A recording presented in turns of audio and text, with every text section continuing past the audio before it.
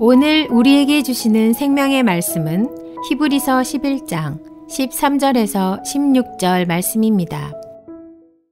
할렐루야. 옆에 분과 인사하시겠습니다. 샬롬 축복합니다.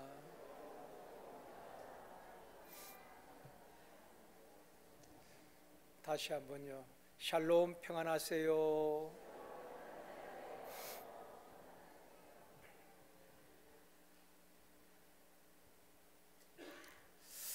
교회 안에는 다양한 성도들이 모여 있습니다.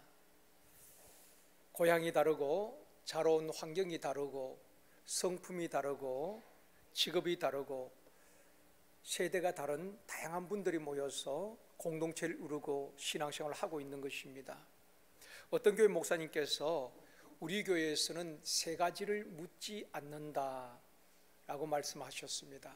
첫 번째는 고향이 어디냐고 묻지 않는다는 것입니다. 우리나라에 보면은 경상도와 또 전라도 간에 뿌리 깊은 골이 있습니다. 서로 하나 되지 못하고 분열되어지는 모습들이 잘 치유되지 않고 있습니다. 그래서 교회 안에서는 결코 당신의 고향이 어디입니까? 경상도입니까? 충청도입니까? 전라도입니까? 묻지 않는다는 것입니다. 두 번째는 학교를 어디 나왔는지 학력을 묻지 않는다는 것입니다. 세 번째는 가족사를 묻지 않는다고 했습니다. 왜냐하면 요사이는 가정마다 아픔이 있는 가정들이 참 많이 있습니다. 또 편부모 아래에서 자라는 자녀들도 있고요. 그래서 교회 학교든 작년이든 가족사를 묻지 않는다. 본인들이 이야기할 때까지는 묻지 않는다고 합니다. 사람마다 자기가 태어나고 자란 고향이 있습니다. 예수 믿는 성도들에게는 두 개의 고향이 있습니다. 첫 번째는 내가 태어나고 자라고 성장한 육신의 고향이 있습니다. 사람은 누구나 다 고향을 그리워합니다. 요새 젊은 세대들은, MZ세대들은 서울에서 태어나고 도심 속에서 자란 젊은이들은 그런 추억이 많지 않지만은 아마 대부분 어릴 때 그런 추억들이 있을 것입니다. 힘들고 각박한 현실 속에 살다 보면은 어린 시절 친구들과 뛰놀던 추억이 담겨져 있는 그 고향이 그리워지는 것입니다. 또 친구들이 그리워지는 것입니다. 오늘이 설인데 차가 막히고 힘들지만은 많은 분들이 고향을 찾아갑니다. 왜 고향을 찾아갈까요? 고향에 가면은 언제든지 반겨주는 부모님이 계시고 친척들이 있고 형제들이 있고 친구들이 있기 때문에 늘 설레는 마음으로 고향을 찾게 되는 것입니다. 이처럼 사람들은 자기가 태어난 육신의 고향을 그리워하고 찾게 되는 것입니다. 또 하나는 영적인 고향이 있습니다. 우리 영혼의 고향이 있다는 것입니다. 오늘 설날 아침에 고향이 어디십니까? 라는 제목으로 말씀을 드리려고 합니다. 여러분이 어디서 태어나고 어디서 자랐느냐? 여러분 육신의 고향을 묻는 질문이 아닙니다. 여러분이 돌아갈 영혼의 고향을 알고 계시느냐 하는 질문이기도 합니다. 첫 번째로 영원하신 하나님과 유한한 인생입니다. 하나님의 사람 모세는 시편 90편 2절에서 이렇게 고백합니다. 같이 읽겠습니다. 산이 생기기 전 땅과 세계도 주께서 조성하시기 전 곧 영원부터 영원까지 주는 하나님이시니이다. 산이 생기기 전에, 땅이 생기기 전에, 모든 피조물이 조성되기 전에 하나님은 영원 전부터 계셨고 영원까지 계시는 분이란 것입니다. 즉 하나님은 영원하신 분임을 모세는 고백을 하고 있습니다. 이 세상에 영원한 것은 없습니다. 모든 것이 시간이 지남에 따라서, 세월이 지남에 따라서 변하고 바뀌어지게 되어 있는 것입니다. 산천초목도 다 바뀝니다. 여러분 어린 시절 고향을 한번 가보십시오. 어릴 때 그 모습이 아닐 겁니다. 흐르던 강이 없어지고 없었던 도로가 생기기도 하고 새로운 건물들이 많이 들을 수 있습니다. 저도 고향에 가보면은 옛날 그 모습이 아니에요. 너무 많이 변했다는 것을 볼 수가 있습니다. 또 식품들도 보면은 유통기간이 있습니다. 유통기간이 지나면 변질되어지는 것입니다. 교육도, 정치도, 문화도, 유행도 다 변하는 것입니다. 의학도 변하지요. 새로운 의술들이 계속 개발이 되기 때문에 의술도 변하는 것입니다. 우리 마음도 그렇지요. 인심은 조석변이라고 말했습니다. 아침 저녁으로 변하는 것이 우리 마음이란 것입니다. 사람도 하나님께서 이 땅에 주신 수완이 있는 것입니다. 우리 인생은 영원한 것 아니란 것입니다. 하나님은 영원하시지만 우리 인생은 유한하다는 것입니다. 시편 90편 3절에서 말씀합니다. 같이 읽겠습니다. 주께서 사람을 티끌로 돌아가게 하시고 말씀하시기를 너의 인생들은 돌아가라 하셨사오니, 주께서 사람들에게 너희는 흙이니 흙으로 돌아가라 말씀하신 겁니다. 너희 인생들은 돌아가라는 것입니다. 영원히 사는 것이 아니라 돌아가야 한다는 것입니다. 영웅호울 열사들도 한 시대를 주름 잡았던 수많은 위인들도 세월이 지남에 따라서 다 돌아가게 되는 것입니다. 창세기 3장 19절에도 말씀합니다. 같이 읽습니다. 너는 흙이니 흙으로 돌아갈 것이니라 하시니라. 우리가 흙으로 지음받았기 때문에 흙으로 돌아가라는 것입니다. 사람이 죽으면은 돌아가셨다, 그렇게 말씀을 합니다. 그러니까 우리 본향으로 돌아갔다는 것입니다. 흙으로 돌아갔다는 그런 의미인 것입니다. 모세는 우리 인생이 얼마나 빨리 지나가는지 밤의 한 경점 같다, 밤의 한 순간처럼 순식간에 지나간다는 것입니다. 시편 90편에 보면 세월의 빠름을 그렇게 잘 표현을 하고 있습니다. 아침에 활짝 핀 꽃이 저녁이 되면 시들듯이 우리 인생이 그렇다는 것입니다. 순식간에 지나간다는 것입니다. 90편 10절에서도 고백합니다. 같이 읽겠습니다. 우리의 연수가 70이요 강건하면 80이라도 그 연수의 자랑은 수고와 슬픔뿐이요 신속히 가니 우리가 날아가나이다. 우리 인생이 70년 80년 살지만은 신속히 지나간다는 것입니다. 날아간다고 표현을 하고 있습니다. 시간의 속도감도 나이에 따라 다릅니다. 20대와 80대 시간이 지난 속도감이 다르다고 말합니다. 20대는 1년이 천천히 지나간 것처럼 느껴지지만은 연세가 들면은 1년이 금방 순식간에 지나가는 것입니다. 그만큼 속도감이 빠르다는 것입니다.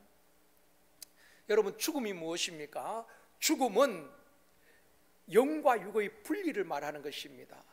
우리의 영혼이 육체란 그릇 속에 담겨져 살았는데, 죽음이란 것은 육은 흙으로 지음받았기 때문에 흙으로 돌아가는 것입니다. 그래서 사람이 죽으면은 금가루 뿌리는 것 아니잖아요. 다 흙으로 덮는 것입니다. 알든 모르든 하나님의 말씀에 다 사람들은 복종하고 있는 것입니다.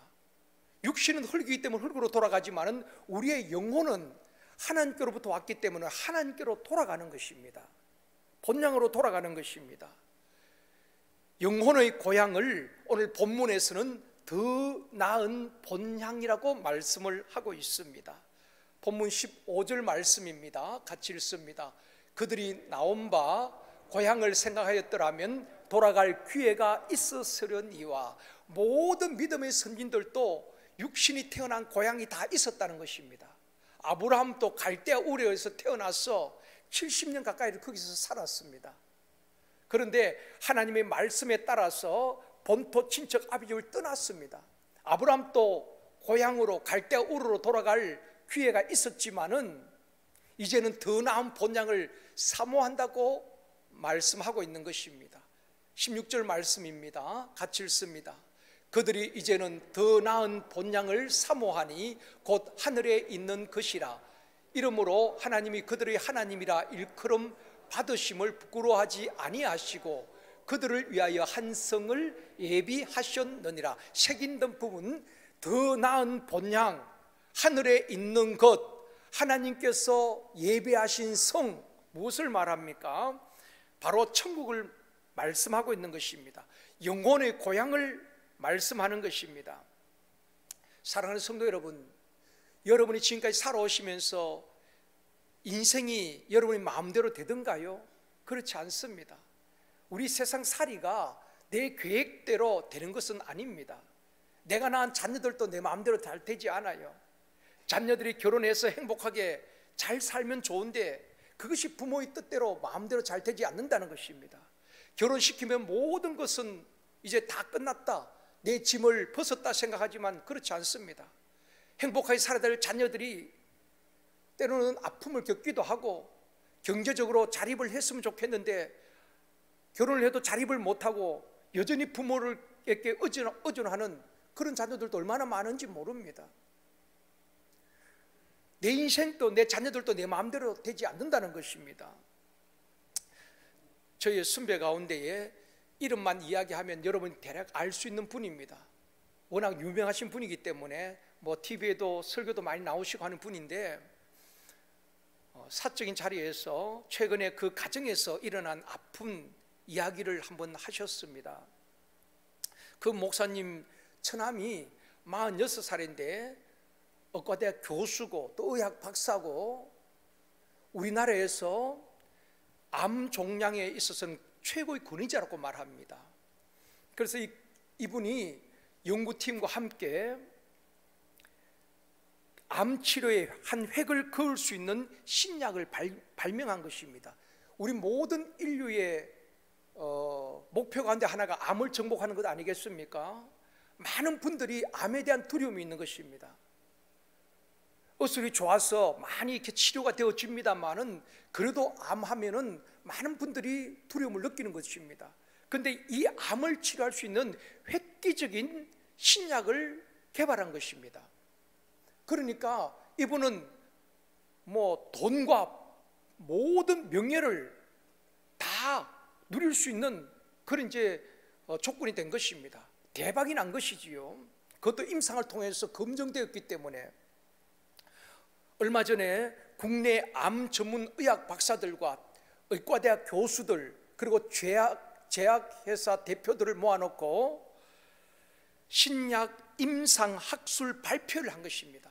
그 암 치료에 아주 효과가 뛰어난 그 신약을 임상을 통해서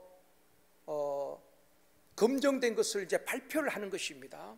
그 발표에서 이제 인정이 되어지고 이렇게 되어지면은 시판이 되면은 큰 부를 얻게 되겠지요. 그래서 이 분이 발표하기 위해서 강단 위로 이제 올라가게 되는데 가다가 쓰러진 것입니다. 다른 분들이 생각하기에 마이크 줄에 걸려서 넘어진 줄 알았다는 것입니다. 그런데 일어나지를 못하시는 것입니다. 가서 급하게 병원으로 이송을 했습니다. 가서 보니까 뇌 동맥이 터진 것입니다. 수술도 하지 못하고 손 한번 써보지 못하고 그냥 돌아가신 것입니다. 인생이 그런 것입니다. 내일 일을 알 수 없는 것 아니겠습니까? 그래서 잠언 27장 1절에 보면 이렇게 말씀합니다. 같이 읽겠습니다. 너는 내일 일을 자랑하지 말라. 하루 동안에 무슨 일이 일어날는지 내가 알 수 없음이니라. 그렇습니다. 이것이 우리 인생이에요. 내일 일을 자랑할 것 없습니다. 내일 일은 내 날이 아닌 것입니다. 하나님께서 우리의 생명을 지켜주셔야지 내일을 우리가 맡게 되는 것입니다. 하루 동안에도 어떤 일이 날지 어떻게 알겠습니까? 하루 동안에도 수많은 사건과 사고와 생명을 잃기도 하는 일들이 참 많이 일어나는 것입니다. 그렇기 때문에 내일 일을 알 수 없는 인생이 교만할 것 하나도 없습니다. 우리는 생명 있음을 감사하고 또 내게 생명 주신 하나님 앞에 감사하며 살아가는 한 날이 되어줘야 되는 것입니다. 하루를 살아도 어떤 분들은 원망하고 짜증내고 불평스럽게 살아가는 사람이 있는가 하면은 하루를 정말 하나님 주신 한 날 아니겠습니까? 해피하게 살아가는 것입니다. 오늘 이 날은 우리 인생에 다시 반복되지 않는 것입니다. 알면서도 우리가 그렇게 잘 살지 못하지요. 그러면서 그 목사님께서 하시는 말씀이 죽음이 남의 일로만 생각했는데 남의 일이 아니라는 것을 깨달았다는 것입니다. 그리고 죽음이 멀리 있는 것이 아니라 내 가까이 있다는 것을 처남의 죽음을 통해서 깨달았다는 것입니다. 그러면서 오늘이라도 하나님이 부르시면 하나님 앞에 부끄럼 없이 설 수 있도록 혼신의 힘을 다하여서 목회를 하고 하루를 산다고 그런 고백을 하시는 것입니다. 우리가 한번 죽는다는 건 누가 모르겠습니까? 다 알고 있었지만은 나와는 상관없는 일로 생각한 것입니다. 그런데 그 46살의 처남이 하루 한순간 그렇게 돌아가는 모습을 보면서 목사님은 전신이 번쩍 들었다는 것입니다. 인생이 별것 아니구나. 내일 일을 정말 알 수가 없구나. 남의 일인 줄 알았는데 그것이 우리 가족의 일이었다는 것입니다. 사랑하는 성도 여러분, 우리 인생을 일생이라고 말합니다. 단회적이고 한 번뿐이라는 것입니다. 인생을 반복할 수도 없고 인생은 연습도 없습니다. 여러분, 만약에 우리 인생을 한 번 반복할 수 있다면 아마 여러분 멋진 인생을 살 수 있을 것입니다. 여러분, 그런 생각 안 듭니까? 만약에 처음부터 다시 태어나지 않는다 할지라도 20대로만 돌려준다 할지라도 여러분 멋지게 한번 살아볼 겁니다. 그렇죠? 아닌가요? 지금 남편과 아내와 살겠습니까?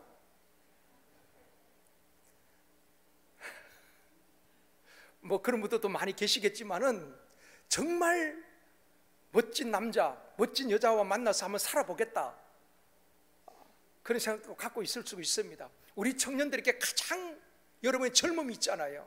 어른들이 가장 부러워하는 것은 젊음입니다. 여러분에게 무한한 가능성이 있는 것입니다. 우리 인생은 반복할 수가 없고 오늘도 생방송인 것입니다. 그렇죠. 2023년 1월 22일은 우리가 처음으로 살아가는 날이고 오늘 또 생방송으로 라이브로 진행이 되고 있는 것입니다. 이걸 사람들이 잘 모르니까 송대관이라는 가수가 인생은 생방송이라는 노래를 그렇게 불렀던 것 아니겠습니까? 여러분 한번 불러봐야 실감이 나는데 그 가사를 보면은 인생은 생방송, 홀로 드라마, 되돌릴 수 없는 이야기, 뭐 이런 이야기입니다. 누구에게나 인생은 초행길이고 한 번뿐이기 때문에 잘 살아야 되는 것입니다.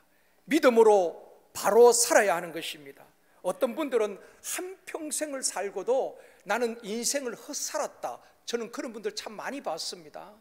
나는 정말 하나님 앞에 부끄럽지 않게 최선을 다해서 보람 있는 인생을 살았습니다 하는 분들보다도 나는 인생을 잘못 사는 것 같아요, 나는 인생을 헛살았습니다, 세월을 낭비했습니다, 그런 분들이 더 많더라고요. 그러나 믿음의 선배 사도 바울은 뭐라고 고백합니까? 내가 선한 싸움을 싸우고 달려갈 길을 마치고 믿음을 지켰으니 이제는 나를 위해서 예비된 의의 면류관을 바라보노라. 이보다 더 확신 있는 승리의 고백이 어디 있겠습니까? 사랑하는 성도 여러분, 우리 모두가 한 번뿐인 인생 결코 후회함이 없는 선택을 하고 그런 인생을 살아갈 수 있기를 주님의 이름으로 축원합니다. 두 번째로, 믿음의 사람들은 이렇게 살았다고 오늘 본문에서 말씀을 하고 있습니다. 히브리서 11장을 믿음장이라고 말씀합니다. 믿음의 거장들 아벨, 에녹, 노아, 아브람, 그 믿음의 사람들이 이 땅에서 어떻게 살았는가, 그들이 어떻게 하나님을 섬겼는가, 그들은 어떻게 신앙생활을 했는가를 히브리서 11장에서 잘 보여주고 있습니다. 13절 말씀입니다. 같이 읽습니다. 땅에서는 외국인과 나그네임을 정언하였으니. 믿음의 사람들은 이 땅에서 어떻게 살았는가, 외국인처럼 나그네처럼 살았다고 정언하고 있는 것입니다. 우리 주변에 보면은 외국인들을 많이 볼 수가 있습니다. 우리는 단일 민족이란 자부심을 가지고 살았지만 이제는 단일 민족이 아닙니다. 세계 각국에서 들어와서 사는 다민족 국가인 것입니다. 주변에서 많은 외국인들을 흔히 볼 수 있습니다. 외국인들이 어떤 사람입니까? 어떤 목적을 가지고 남의 나라에 잠시 머무는 사람을 외국인이라고 말합니다. 여행을 왔든지 아니면 공부하기 위해서 유학을 왔든지 근로자로 왔든지 목적을 가지고 우리 대한민국에 와서 잠시 머물다가 그 목적이 성취되어지면 다시 본국으로 돌아가는 것입니다. 그런 사람을 외국인이라고 말합니다. 우리나라에 많은 주한 미군이 주둔을 하고 있습니다. 이분들도 2년 3년 군복무 기간이 끝나면은 다시 본국으로 돌아가는 것입니다. 우리 인생도 그렇다는 것입니다. 이 땅에서 70년, 80년, 100년을 살다가 결국은 우리의 본향으로 돌아가야 한다는 것입니다. 믿음의 사람들은 이 땅에서 영원할 것처럼 산 것이 아니라 외국인처럼 나그네처럼 언젠가는 떠나야 할 것을 기억하고 살았다는 것입니다. 소요리 문답 제1문에 보면은 사람의 제일 되는 목적이 무엇이냐? 첫 번째 질문입니다. 사람이 사는 목적이 무엇이냐 하는 질문입니다. 사람마다 삶의 목적이 다 있겠지요. 어떤 분은 돈을 벌기 위해서, 어떤 분은 행복하기 위하여서, 어떤 분은 사랑하는 자식을 위하여서 삶의 목적이 다 다릅니다. 그렇다면은 그리스도인들의 삶의 목적이 무엇일까요? 그리스도인들은 똑같이 살아가겠지만은 삶의 목적이 다르다는 것입니다. 여러분, 믿지 않는 사람과 우리의 차이가 무엇입니까? 삶의 목적이 다른 거예요. 성경에 보면은 그리스도인들의 삶의 목적이 무엇이냐를 말씀해 줍니다. 고린도전서 10장 31절 말씀, 이번 주 암송 말씀입니다. 같이 읽습니다. 그런즉 너희가 먹든지 마시든지 무엇을 하든지 다 하나님의 영광을 위하여 하라. 이것이 그리스도인들의 삶의 목적이 되어져야 하는 것입니다. 먹든지 마시든지 무엇을 하든지 다 하나님의 영광을 위하여서 하라. 하나님께서 모든 피조물을 만든 목적이 그 피조물을 통해서 영광 받으시기 위함인 것입니다. 우리 사람도 하나님이 창조하신 목적이 하나님의 영광을 위해서 살도록 그렇게 창조하신 것입니다. 예수 믿지 않는 사람은 모든 것이 자기를 위해서 자기 중심적인 것입니다. 건강해야 될 이유도, 사업에 성공해야 될 이유도, 돈을 버는 목적도, 결혼하는 목적도, 나의 행복, 나의 건강, 나를 위해서 자기 중심적인 것입니다. 그러나 믿음의 사람은 목적이 달라요. 왜 열심히 공부하고 또 노력을 해야 될까요? 하나님의 영광을 위해서. 그런 목표를 위해서 공부하는 학생들에게 하나님께서 지혜를 주시지 않겠습니까? 왜 사업에 성공하고 하는 일들이 잘 되어야 되겠습니까? 왜 돈을 벌어야 되겠습니까? 하나님의 영광을 위하여서 우리는 그런 목적의식을 가지고 살아야 되는 것입니다. 만약에 예수 믿는 분들이 경영하는 기업이나 사업장이 부도가 나고 빚더미에 올라앉고 그렇게 한다면 하나님의 영광 가리운 것 아니겠습니까? 하나님께서 하늘 문을 여시고 우리에게 복을 주시겠다고 약속하셨는데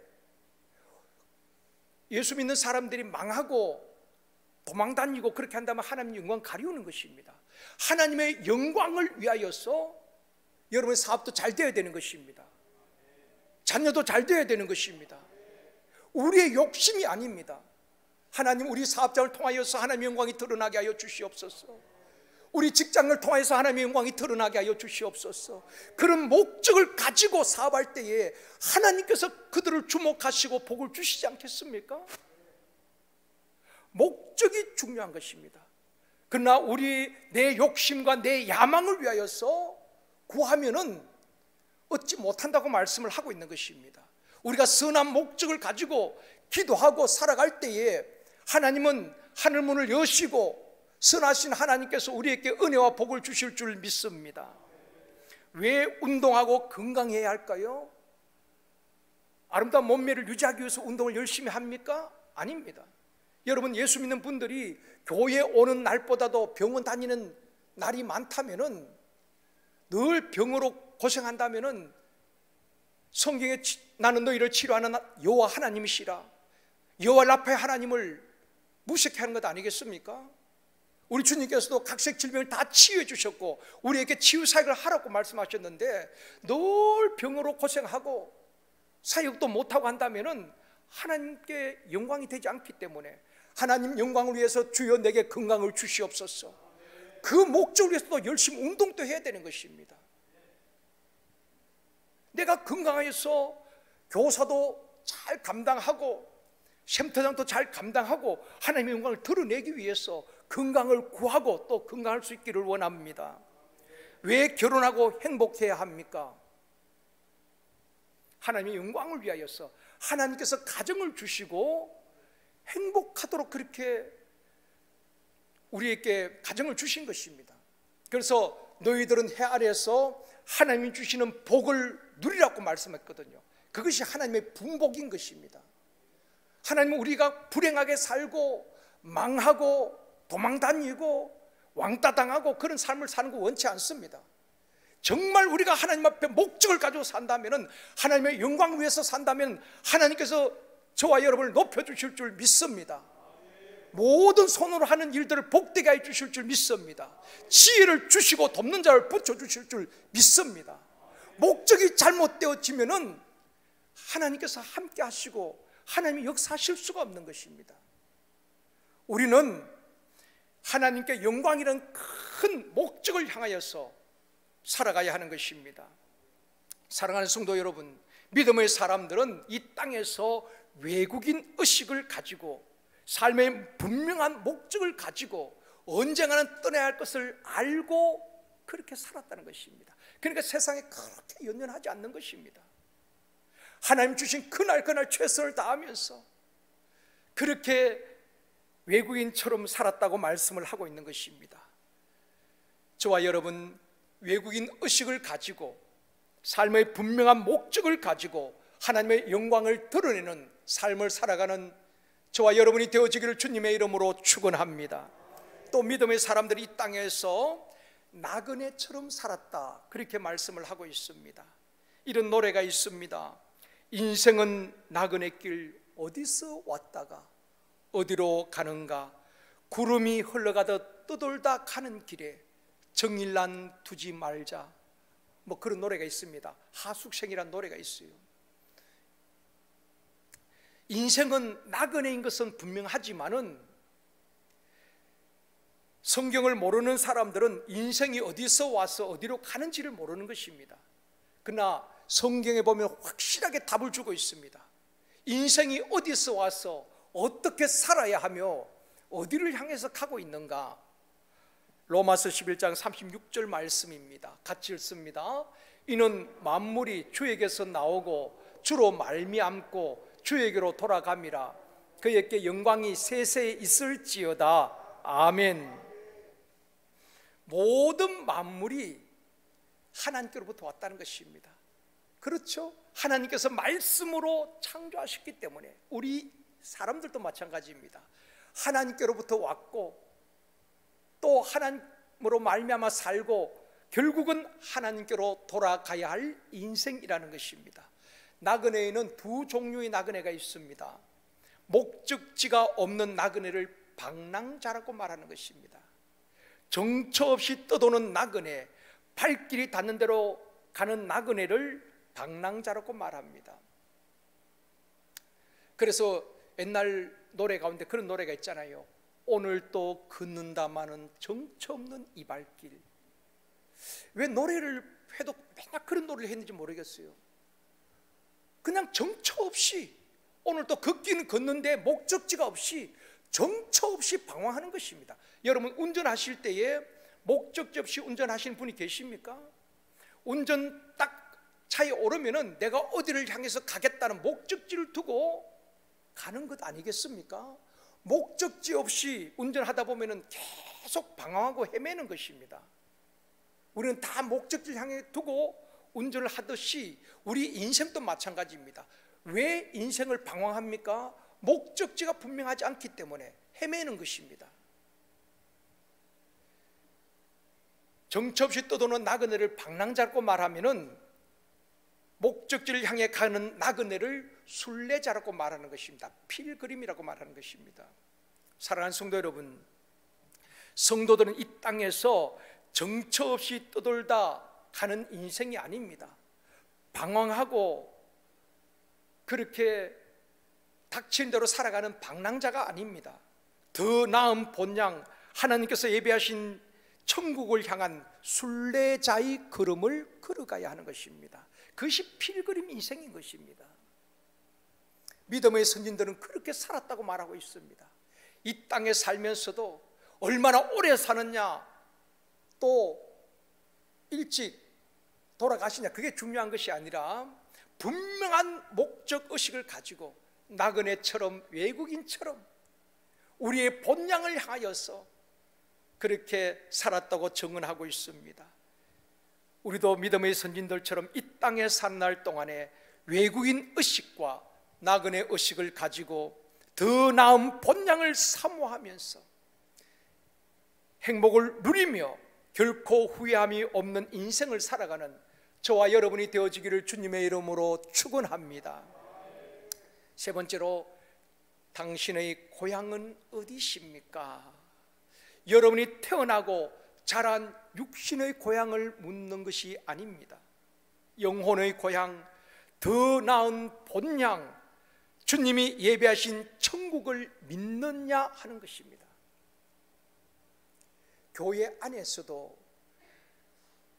더 나은 본향 천국을 믿지 않는 분들이 있습니다. 여러분, 믿는다는 것은 무엇입니까? 하나님의 말씀을 믿는 것입니다. 하나님은 영원하시고 우리는 유한하다는 것을 믿는 것입니다. 그리고 우리는 언젠가는 돌아가야 할 인생임을 믿는 것입니다. 수많은 믿음의 사람들은 이 땅에서 하나님의 말씀을 따라 살면서 더 나은 본향 천국을 믿고 사모하며 이 땅에서는 외국인처럼, 나그네처럼 언제든지 떠날 준비를 하고 하나님 앞에 서야 할 준비된 인생을 살았다고 증언을 하고 있는 것입니다. 아프리카 오지에서 선교하던 미국 선교사가 있었습니다. 여러 해 동안 열심히 선교했지만은 큰 열매를 맺지 못했습니다. 그런 중에 두 아들이 풍토병에 걸려서 죽게 됩니다. 사모님이 두 아들의 죽음을 보고 충격을 받아서 그 충격을 이기지 못하고 1년 뒤에 사모님도 돌아가시게 된 것입니다. 선교사님은 사랑하는 아내와 두 아들을 잃었습니다. 얼마나 마음이 낙담이 되었겠습니까? 더 이상 선교할 힘이 없는 것입니다. 모든 것을 포기하고 이제 본국인 미국으로 돌아가는 것입니다. 배를 타고 오랫동안 항해해서 샌프란시스코 항해에 도착을 하게 되는데, 그날 바로 미국 대통령이 여름 휴가를 갔다가 돌아오는 그 시간 거의 맞물렸어요. 선교사님이 탄 배가 도착해서 내렸는데, 휴가 갔다 오는 미국 대통령을 환영하기 위해서 붉은 주단을 부두에 깔아놓고 군악대가 나팔을 불기 위해서 도열해 있고 수많은 시민들이 대통령을 보기 위해서 성조기를 들고 기다리고 있는 것입니다. 그 모습을 볼 때에 이 선교사님의 마음이 한 번 더 무너지는 것입니다. 하나님을 향한 섭섭한 마음이 막 물밀듯 밀려오는 것입니다. 그러면서 독백하듯이 이렇게 이야기하는 것입니다. 하나님, 이것이 무엇입니까?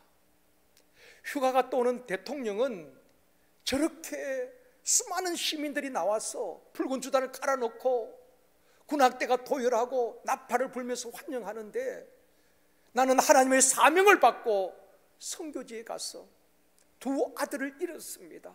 사랑하는 아내를 잃었습니다. 나는 돌아오는데 나를 맞아주는 사람은 한 사람도 없네요.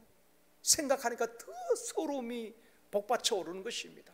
길을 가면서 하염없이 가족에 대한 그리움, 하나님에 대한 섭섭함, 망감이 교차하면서 눈물이 하염없이 흘러내리는 것입니다. 한참을 길을 가는데 성령의 세미한 음성이 마음에서 막 그런 음성이 들려지는 것입니다. 사랑하는 내 아들아, 너는 아직 고향에 돌아오지 않았단다. 너가 모든 사명을 마치고 본향에 돌아올 때에 붉은 주단이 아니라 황금으로 길에 깔아놓고 군악대의 나팔 소리가 아니라 하늘의 천군 천사 나팔 불며 내가 너를 환영하고 맞아주마 하는 그런 하나님의 성령의 세미한 음성이 마음에 들려오는 것입니다. 사랑하는 아들아, 낙심하지 말라, 실망하지 말아라. 그 음성이 들려오는데 이 선교사님이 그 자리에서 주저앉아서 하나님 앞에 회개하는 것입니다. 하나님, 그렇습니다. 내 사명은 아직 끝나지 않았고 내가 살아있다는 것은 아직 사명이 있다는 증거이고 비록 두 아들과 아내를 잃었지만은 아직 해야 할 사명이 있기에 하나님께서 내게 생명 주셨다면은 다시 그 사명 감당하겠습니다. 마음을 추스리고 몸을 추스리고 다시 준비해서 두 아들과 아내가 묻혀있는 아프리카 오지로 가서 끝까지 선교 사역을 잘 감당했다는 것입니다. 사랑하는 성도 여러분, 이 세상이 전부가 아니라 죽음의 끝이 아니란 것입니다. 우리에게는 더 나은 본향이 있다는 것을 알고 믿어야 하는 것입니다. 예수 믿는다는 것은 무엇입니까? 하나님의 말씀을 믿는 것 아니겠습니까? 히브리서 9장 27절에 보면 한 번 죽는 것은 사람에게 정해진 것이고 그 후에는 심판이 있으리니 우리는 그 후를 믿는 사람입니다. 이 세상뿐 아니라 그 후, 죽음 이후를 믿는 사람들인 것입니다. 모든 믿음의 선진들은 그 후를 믿었던 사람들인 것입니다. 그래서 이 땅의 죽음으로 끝나는 것이 아니라 더 나은 본향을 사모하면서 살았다. 그런 사람이 여러분 하루하루를 헛되이 살겠습니까? 방황하며 살겠습니까? 원망하며 살겠습니까? 아닙니다. 이스라엘 백성들은 가나안 땅을 보지 못했기 때문에 그 광야에서 원망하다 다 시체가 되고 죽게 된 것입니다. 가나안 땅에 대한 확신과 믿음의 눈으로 바라보았던 여호수아와 갈렙은 가나안의 축복을 누리게 된 것입니다. 여러분, 이 땅에 살면서 더 나은 본향을 확신하고 바라보는 성도들은 방황하지 않습니다. 헤매지 않습니다. 넘어져도 다시 일어나는 것입니다. 그리고 끝까지 사명을 감당하며 주님 앞에 섰을 때에 부끄럽지 않도록 하루하루를 의미 있게 살아가는 것입니다. 그것이 그리스도인의 삶이 아니겠습니까? 말씀을 맺겠습니다.